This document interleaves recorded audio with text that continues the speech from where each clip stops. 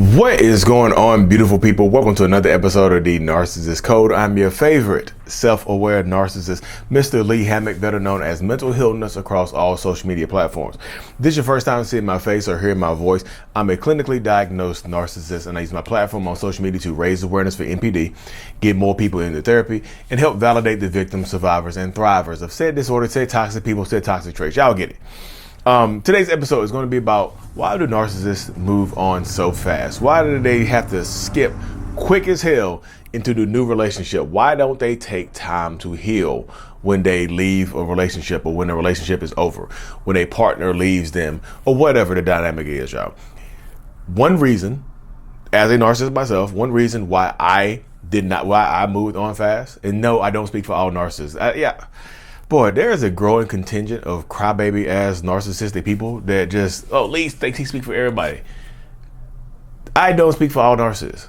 Like, God, boy, there's nothing more sensitive than a narcissistic person. Boy, goddamn, boy,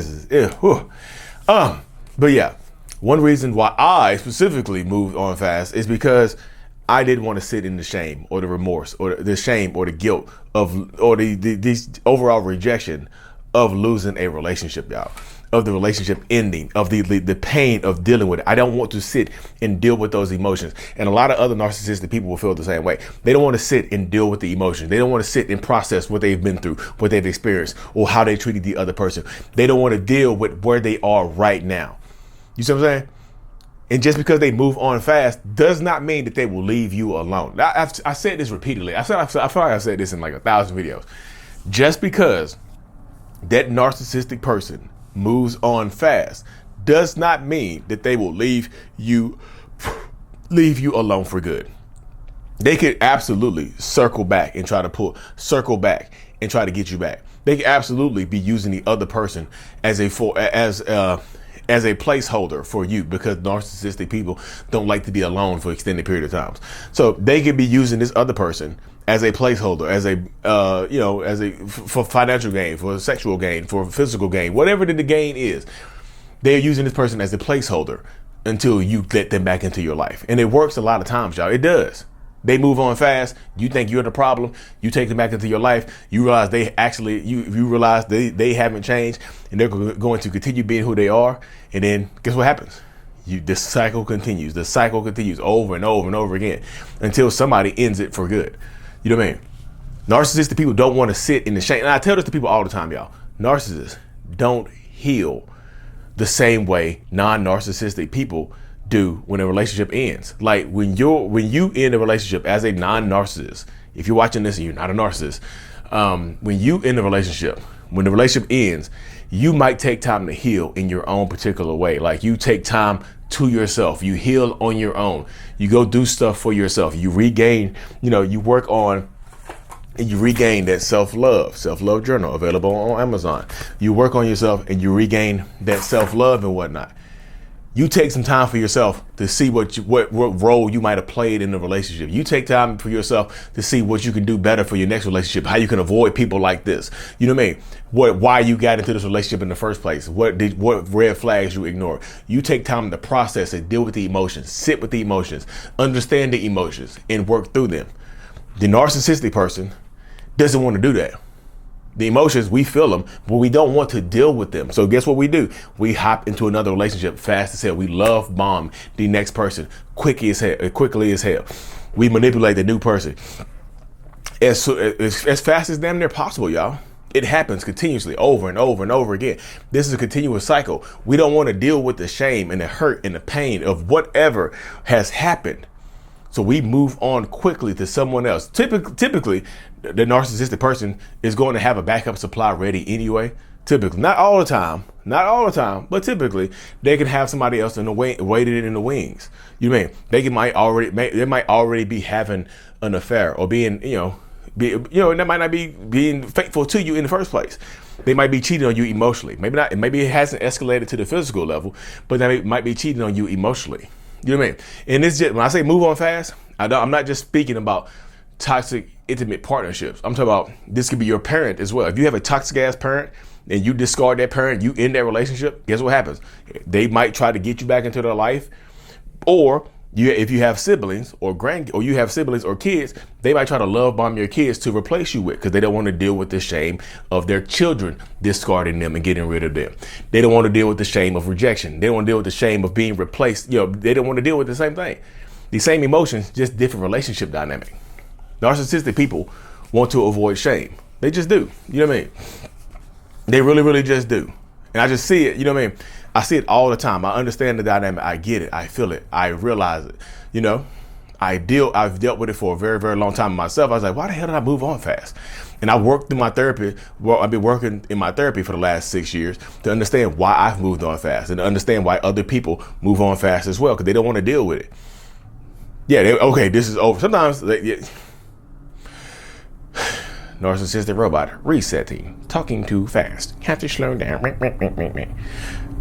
Sometimes, like when you discard them, that's when they go into panic mode to try to move on very, very quickly. But sometimes if they perform the reverse discard, where they are treating you horribly, they're treating you badly in the first place.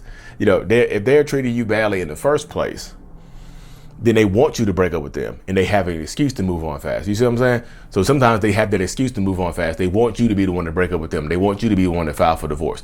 They want you to be the one who suggests a trial separation or time apart, or you need some time for yourself and things of that nature. So when you do that, now they have an excuse to move on fast because they think this other person might fit them better. So it's not just because they want to avoid shame and deal with that type of stuff. They might think this other person fits them better, and they need that excuse to still avoiding the shame of being the one who breaks up with you.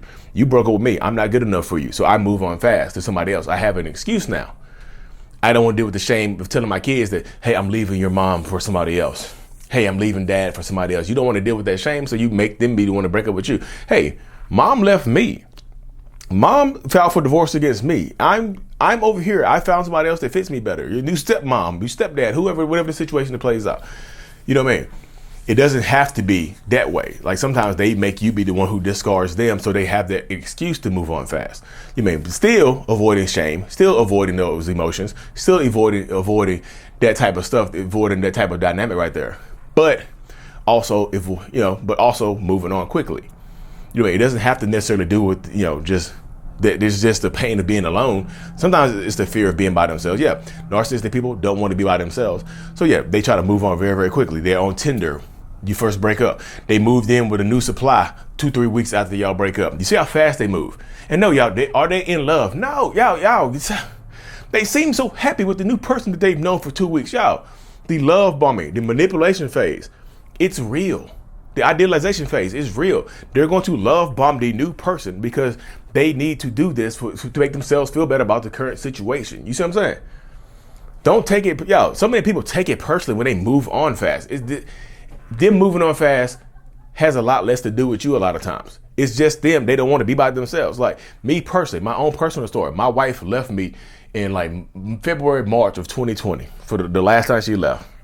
We've been going strong for 3 years. Hand clap. But when she left, my first thought was, damn, I can move on. I need to move on fast. I got on Facebook or whatever. I started looking at people. I was trying to choose a damn target. But then I thought about it. I was like, what do I really want to do? Do I really want to have to start over with somebody else? Because it'll just end the same way, because I'm a self-aware narcissist, and all my relationships have ended the same way every single time. I've moved on quickly every single time. So I was just like, this is just the basic, unaware, just doo-doo head narcissist. I'm not going to do this.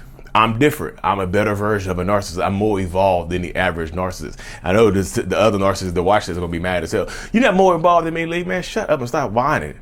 If you took that personally, then yeah, you see how you took that as a personal attack because I say I'm more evolved than the average narcissist. Are you an average narcissist? Or you below average narcissist? You see what I'm saying? Personal attack is not a personal attack, but you took it as a personal attack. Evolve. As the Megan Thee Stallion. But I was just like, I'm a more evolved version of myself as well. So I'm not going to try to move on fast. I'm going to break the patterns that I've become accustomed to over the previous 34, 35 years of my life. So I'm not going to move on quickly. I'm going to sit in the shame. I sat in the bathroom mirror Yeah, I sat in the bathroom mirror and cried and recorded myself crying for like 15 minutes.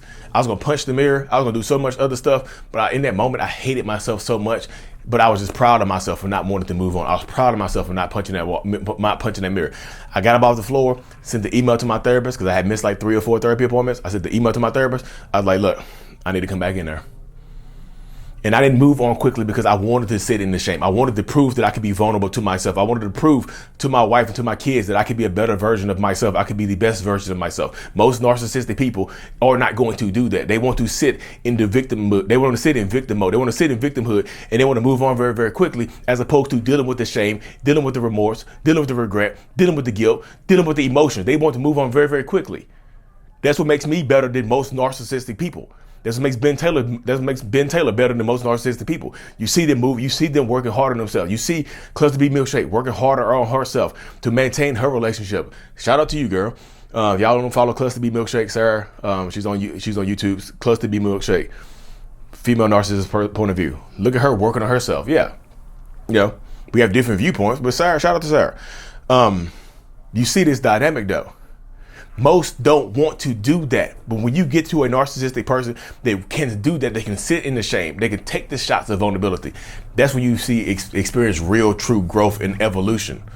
I can sit in it. I hate it. It doesn't feel good. I hate the feelings. It's embarrassing.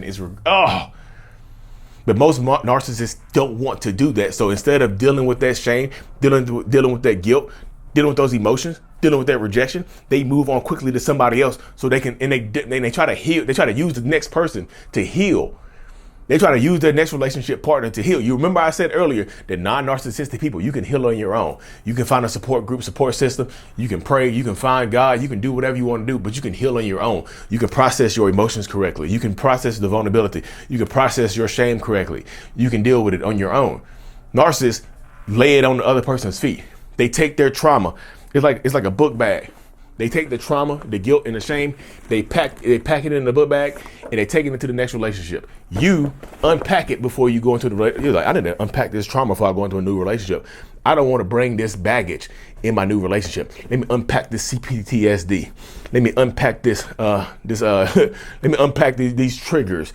Let me unpack this baggage. Let me unpack my childhood trauma. The narcissistic person, I ain't unpacking nothing. They put it on, they throw it over their bag, and walk right into a new relationship because they don't want to deal with it. They don't want to unpack it. They don't want to sit in a therapist chair and unpack it.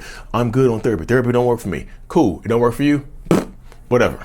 You see what I'm saying? That's one reason. Those are a few reasons right there why they move on so fast, why we move on so fast. I don't try to say, people are like, leave this. He doesn't claim that he's a narcissist no more.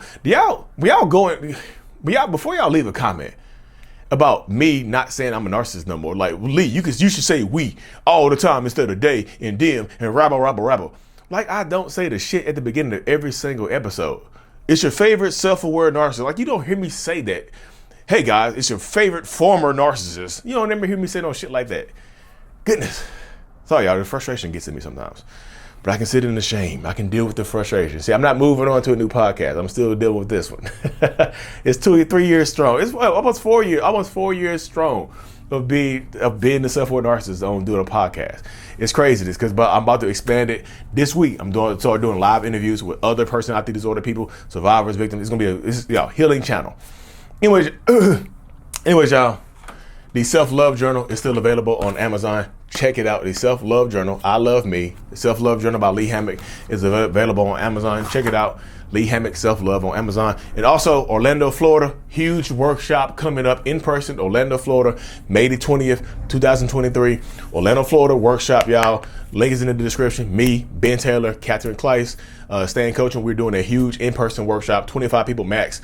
Lunch, dinner, one-on-ones, in person, all kinds of, yeah. Amazing event.